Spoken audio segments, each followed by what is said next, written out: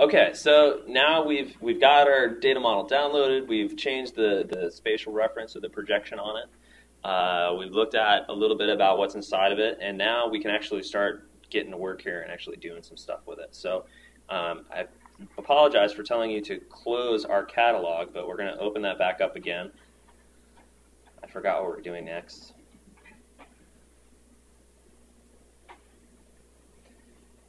And what we're going to do is we're going to take the file that we downloaded, the aerial photography, and we're going to put that inside the geodatabase. So you'll probably open up to a screen kind of where we left off here.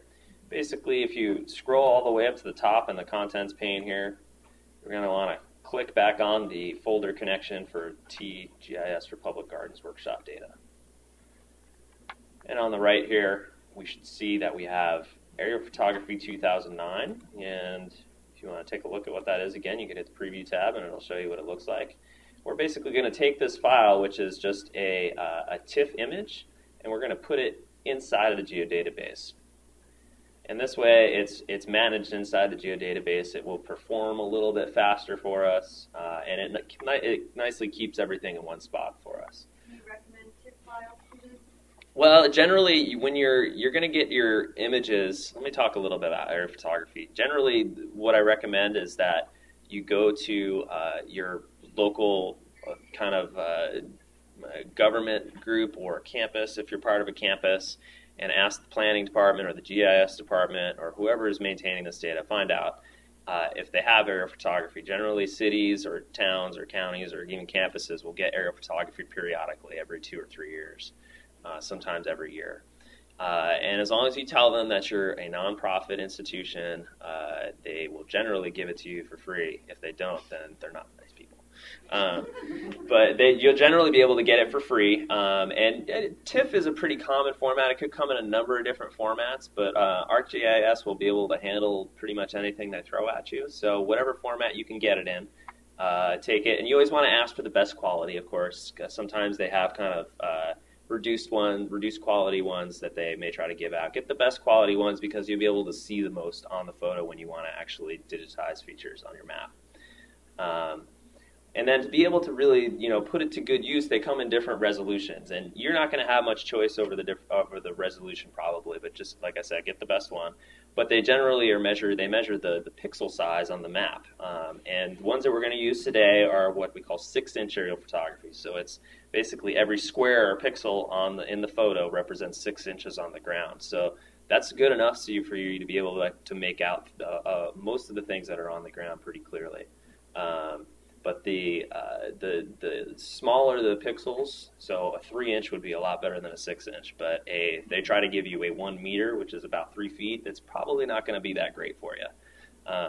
So you definitely want to go for the best that you can get. And any format is okay. Does that answer your question? Brian? Yeah. Could I add to that? Sure. Comments?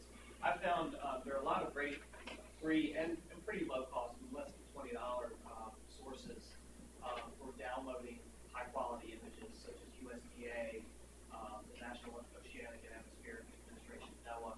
And for those of you here in Delaware, there's a great resource for Delaware users called the Delaware Data Mill, DATAMIL. If you Google that, you can find that site. And you can customize the image that you want and download it for free. So that's another great source for Delaware users. And I'm sure for those of you in other states, there are similar resources with different GIS treatments and things like that. Yeah. Okay, so to move on here, we're going to go inside of our geodatabase here. So double click on it.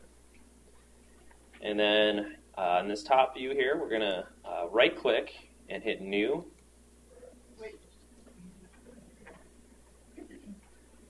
So again, we started in this folder here where we have our database, we have aerial photography listed.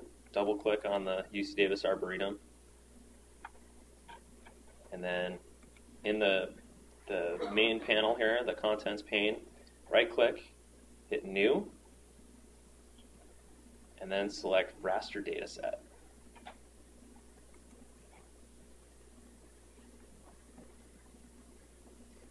It'll take a minute here, and then it'll bring up a window to create this for us. And the output location should be automatically filled in with the UC Davis Arboretum database. And then it asks what you want to name it and what extension you want to put on that. So I'm just going to call this the same as the file that we downloaded. I'm going to name it Aerial Photography 2009. And now, one thing to remember is that you can't have spaces in the names of things in the geodatabase, but a generally recognized convention of naming things is that you do capital letters for the beginning of each word and then lowercase for the rest, and then you can kind of see where the spaces would be. So I have Aerial Photography 2009 with no spaces. And now there's a number of different types of raster data that you can store in here, and you can put the extension. If I wanted to keep it as a TIFF image, I could do that.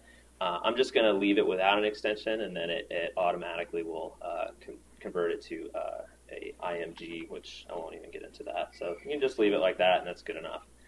The cell size, if you know what the cell size is or you want to change it, which is basically what I mentioned before about the size of the pixels, you can fill that in here. But since it's already defined in that image, you can just leave it blank. You can also leave the pixel type as 8-bit unsigned. This is almost all your images are going to come this way. So basically, you can leave almost all these options the way they are.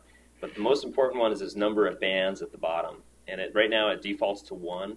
But we actually have what's called a RGB, or a red, green, blue image. So there's 3 bands. There's one for each color. And that's basically, so there's a red one, a green one, and a blue one. So we want to make sure that they all go in there. So we have to type in a 3 here. If we left it at 1, it would make our image look like a black and white, which is not what we want. And then the rest of the options, I'm pretty sure, yeah, we can just leave the rest of the options just the way they are, and then go ahead and hit OK. Is everybody OK on that? And now it'll take a second, and it should, or it may report that it's working on stuff down here on the right. Bottom right. And then when it's done, it will pop up a little message window for us telling us that it's done. And there it is, create raster dataset, green check mark, good to go. And now you'll see up at the top of the contents pane right under base map, it should have Aerial Photography 2009. If it doesn't show up, you can right click and hit the refresh button, and that'll refresh the view and show us that. And did everybody get that far? Okay, still working on it.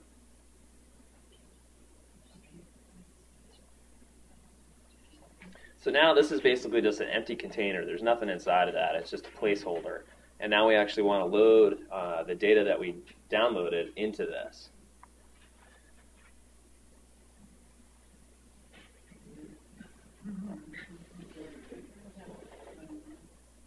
You never know. Sometimes it can take a long time.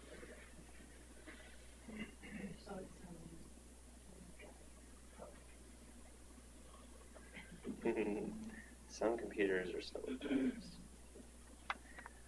Basically, the next thing we're going to do, though, is load that data into here. And to do that, we're going to click on Aerial Photography with the right click. And then you'll see a load menu down here. Hit Load Data.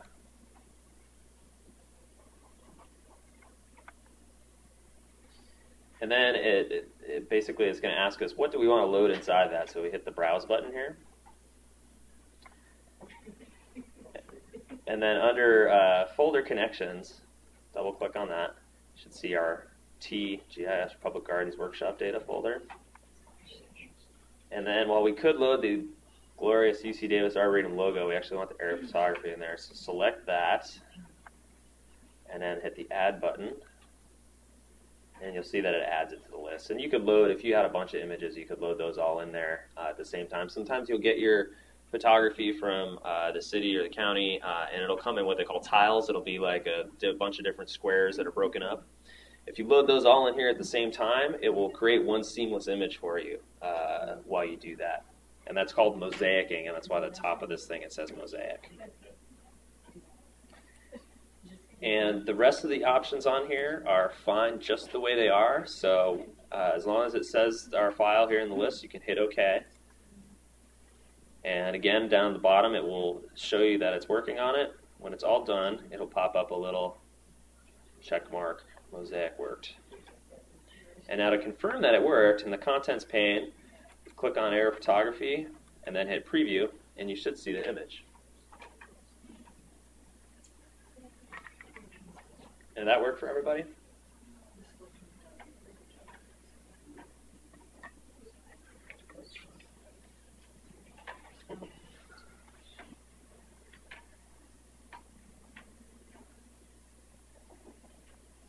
How are we doing over there, Andy? We got a couple of different problems. Okay.